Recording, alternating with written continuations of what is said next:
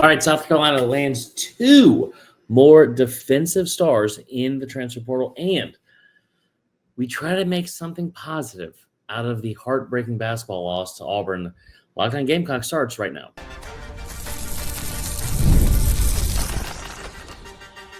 You are Locked On Gamecocks, your daily podcast on the South Carolina Gamecocks, part of the Locked On Podcast Network, your team every day.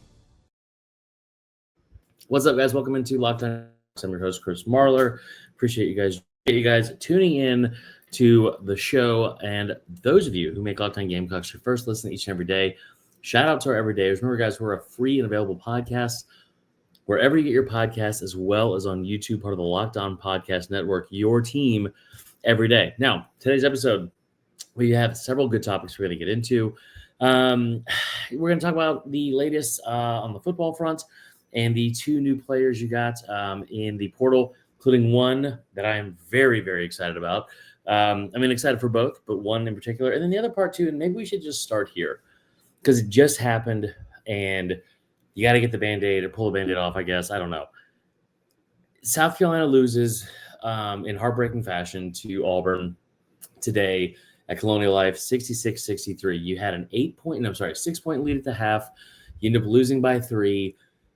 In the game, there were so many highs and there were so many frustrating lows. And we'll start with how it ended, I guess. We'll just Tarantino this thing. I think that's the right phrase.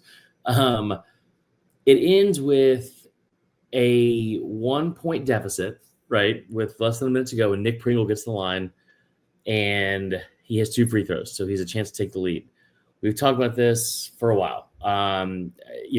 Pringle is somebody that has struggled at the line throughout his career. You look at any of his numbers that he's had, career stats, free throw percentage. Last season, he's 55%. The season before that, 47%. Season before that, 36%. He's been 68% this season. He's had significant improvements. It's the best season he's ever had. But it was still a bad moment for him as he went 0 for 2 from the line, failed to even tie it, and Auburn ended up getting the ball back and then getting to the foul line with I think Pettiford is one of their best free throw shooters besides CBM.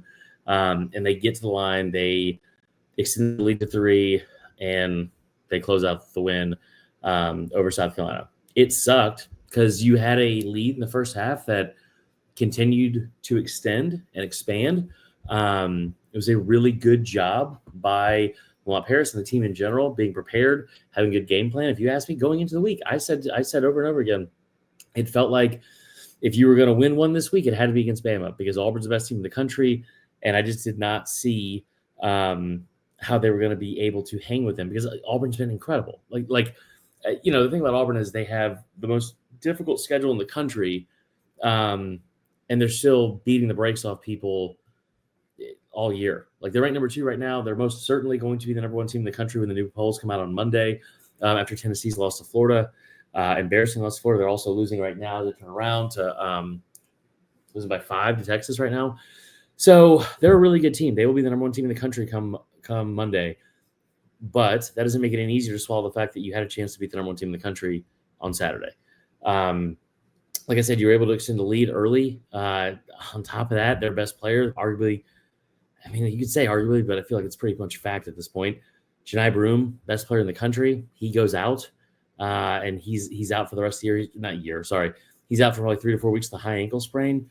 You had a game plan in place, which was what I thought they should have done to Alabama. Now, Alabama's a little bit a different animal because they are so – their offense is so volume heavy from 3 that once they start hitting, it's hard to keep up with them. And I thought that early on in that game, South Carolina seemed to abandon going inside offensively.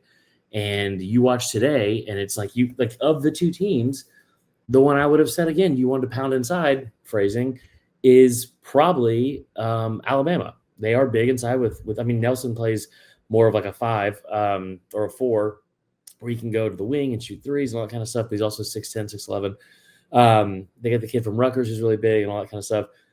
But going inside on Auburn is like a death wish. With what's his name, with Broome in general, because Broome's averaging 2.7 blocks per game. Dylan Cardwell, who's been there for 18 years and is a phenomenal kid. He's not a great offensive player, but he is a guy that'll go get a ton of rebounds and is a massive, massive body inside. But you saw this be the plan early, whether it be Pringle and whether it be Colin Murray Boyles, and Boyles was phenomenal. He was phenomenal today. 10 of 18. I'm reading it right now. 10 of 18, 25 points, 7 rebounds. It's his 5th 20-point game of the season. He had 18 in the first half. I think he had 10 in the first 8 minutes. Now, here's one stat line that I think I will selfishly say I want Colin to improve on. Not even improve on. Like, he was 0 for 2 from 3. I wouldn't have cared, I think, if he was 0 for 4. Several times they gave him an open look in moments where I thought he had the hot hand offensively and was playing with enough confidence where it might not be a great shot early in the shot clock, but there were several times when the shot clock is running down and you have to get a shot up, and he has the ball in his hands and is looking for a shooter instead of just taking the shot himself. Now, you have to credit Auburn's defense. Auburn has one of the better defenses in the conference, if not the country. They are a very physical and really good team. And I think that's kind of the thing that is frustrating about this, right? Because you had a chance to beat them, and it would have been the first top 2 win for South Carolina since 2010. I say all of that to now say this. Well, 2 more things. That was a horrible call on the jump ball to Nick Pringle. I do not want this to be a theme of the show where I come on here and bitch about the refs. I know about the LSU game. I know about several other games, I'm sure. It just felt like that whistle came very quickly. If I'm wrong, tell me I'm wrong. But it felt like that whistle came very quickly.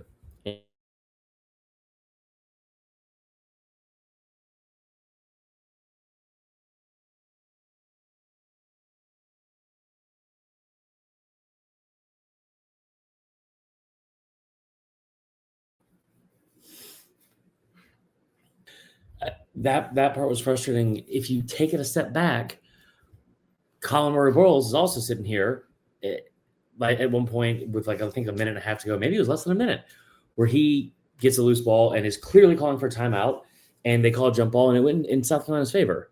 The possession arrow favored South Carolina, and that's great. So that part's very frustrating. Here's the other part, and I'm going. Some of you might not like this, but I'm just going to say it. I remember after the Bama game was a really tough loss. Lost by 2 against a top 10 team. And it was extremely frustrating because you felt like you could have won it, right? And in the way that the season had gone up until that point where you had the close loss against LSU, obviously you trounce Akron. That loss to Alabama was super frustrating for so many reasons. But I remember saying this after the episode, after the game, and when we did the live reaction, and that was you came out in the second half, and that's different than this, but you came out in the second half on a mission. You're like, you know what? We're going to run the ball down their throats. You watch the first drive, go 16 plays. They ran the ball on 13 of them. You got creative in the passing game. And then every chance you had to roll over and die, you lost 1,000%. You lost the game. But the performance in the second half, I kept saying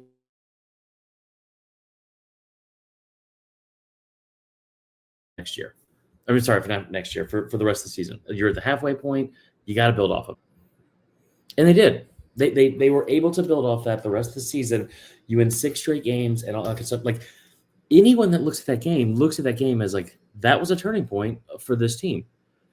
I don't think it's what happened in Norman the next week. I don't think it's necessarily even what happened against A&M. That was also a catalyst, but it felt like that moment in Alabama, that was a turning point for this team. And this is a long, long conference season. You get 18 games. You are 0-3. You're going to be down there with LSU, it looks like, as of right now, who's down a ton, or may have just lost to Ole Miss. They are going to probably start 0-3. Oklahoma is currently losing to Georgia. They might start 0-3.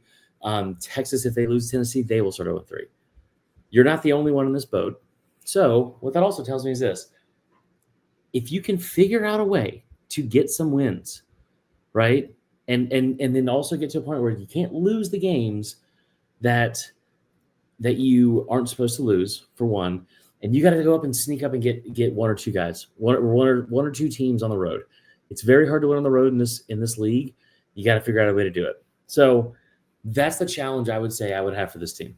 Like, you have got to figure out a way to draw a line in the sand and make this the turning point and a catalyst for the rest of the season. It doesn't mean you're going to win 15 straight, because you're not, most likely, right? Like, it's the deepest league in the country. It's an unbelievably deep basketball league. We talk all the time about how great football is. Honestly, I've always said that I think baseball is deeper than that. This basketball season, it's deeper than either of those. It's crazy. Like, it's an insane number of very talented teams, and it's not top heavy with one elite team or mid heavy where it's like, you got a bunch of guys that could be 3, 4, 5 seeds. No, and you get 6 teams in the top 10 as of right now, right? So you got to figure out a way to make that. The other thing is this, guys. I'm not going to tell anyone how to spend their money. I'm not going to tell anyone what they need to do with their free time. I'm not going to tell anyone that they are a bad fan for not going to games. But there was a very loud contingent of Auburn fans in the stadium or in the arena today, and you could hear it during the Pringle free throws. He even brought it up. And I think part of that is a testament to how well Auburn travels and how many Auburn fans are around the Southeast and all that kind of stuff. Here's the other thing too, is that I've always said this too about, as someone that lived in Atlanta, there's more Auburn fans in Atlanta than there are Auburn. So a lot have made the trip. But go out and support this team, right? Go out and support this team, try to turn this thing around. All right. Before we get to the next segment in the show, I do want to give a quick shout out to, I don't know what this was. It was like a Street Fighter thing. I do want to give a quick shout out to one of our newest sponsors and friends, and that is TurboTax. Guys, here's the deal with taxes. I don't know if you're familiar with this. One of my least favorite things in the world is that once a year, the government decides, you know what we should do? We should all give 25 to 40% of our salaries to the government. But you're going to have to do the math on it. It's going to be a fun little project. And if you get it wrong, you go to jail. Pretty diabolical from the government standpoint. That's why I'm happy to announce that TurboTax is here to help. This is a message from sponsor Intuit TurboTax. Taxes was dealing with a pile of paperwork and frustrating forms. That's what taxes were forever. Then you have to wait and wonder and worry if you were going to get any money back. Now Taxes is easily uploading your forms to a TurboTax expert who's matched to your unique tax situation. An expert who's backed by the latest technology, who's cross-checks millions of data points for 100% accuracy. While they work on your taxes, you get real-time updates on their progress. And you get the most money back guaranteed, all while you just go about your day. No stressing, no worrying, no waiting. Now, this is Taxes Intuit TurboTax. Get an expert now at TurboTax.com. It's only available at TurboTax Live full service, real-time updates only in iOS mobile app. See guarantee details at TurboTax.com/guarantees. That's TurboTax.com/guarantees. All right, we'll be right back with more Locked On Gamecocks, continuing next.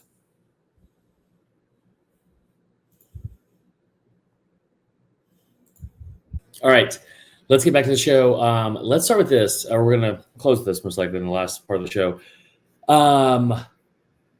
Told you guys that they were done on offense. Shane Beamer and the boys are done on offense, right? In the portal, at least.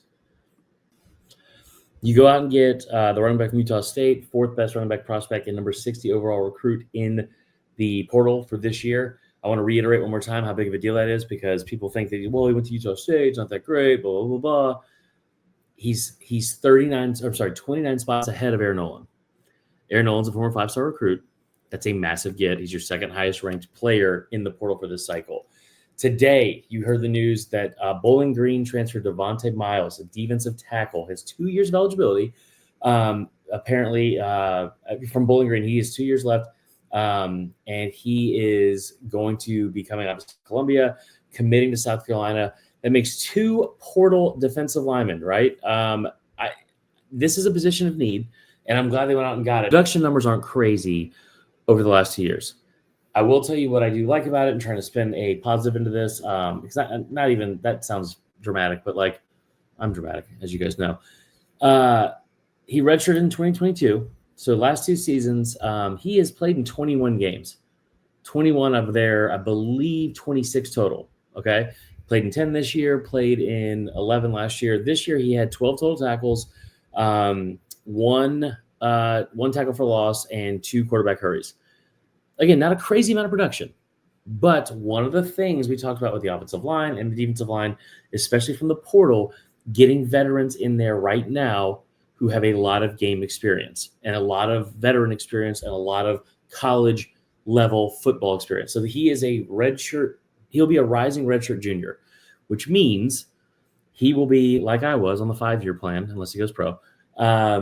And he will also probably be around 22 years old this season. Grown-ass man, ready to contribute right away. Speaking of grown-ass man, the one that I could not be more excited about. Let me pull this up. I had to message the hurdles that I had to jump after this commitment was made. And it's so funny because one of you guys messaged me or put it on Twitter right away, said, have fun trying to pronounce this kid's name that just came to Bama. That should be a good one for the show. You guys know I struggle with names, pronunciations, all sorts of grammar, whatever. I was a good student. I don't know what the hell happened, just me being able to pronounce vowels and consonants and all that kind of stuff. But I texted Darren sure after this, and I was like, hey, Ben, congrats on another great get in the portal. It would be nice just throwing to Williams every now and then, so I don't have to embarrass myself from pronouncing it. I will tell you this.